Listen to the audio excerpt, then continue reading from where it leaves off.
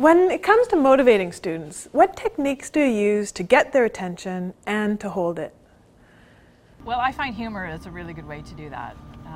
And certainly getting students involved in the conversation, so it's not just me talking at them for the whole length of the class.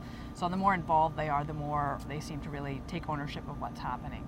So group work or small group discussions, anything like that is really helpful. But for me personally, my style is to use humor as much as possible, because I feel if students are laughing and having a good time, then they're just naturally going to be paying more attention. That's what I'm hoping is happening anyway. Do you tell jokes? I do tell jokes sometimes, yeah. And usually it's situational.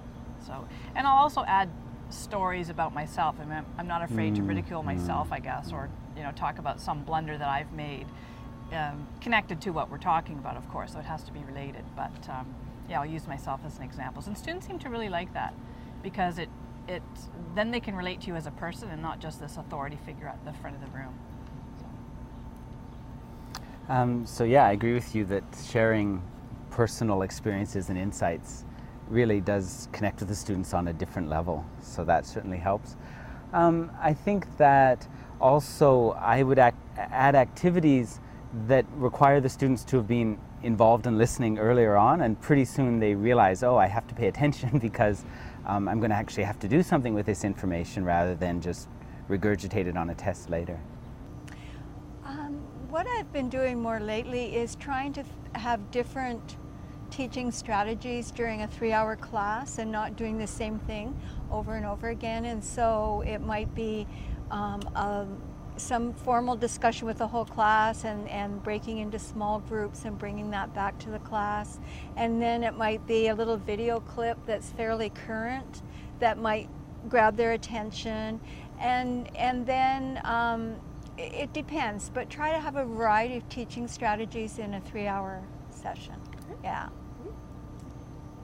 What I would try to do as well is have a variety of activities, but try to make them as related to their own interests as much as possible.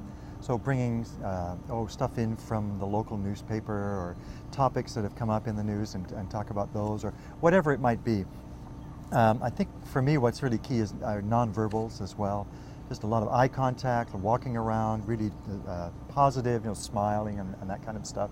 And try to use varied vocal intonations just to keep their interest, try to keep them engaged, at least at that level. I think my own enthusiasm in the class is going to be really key.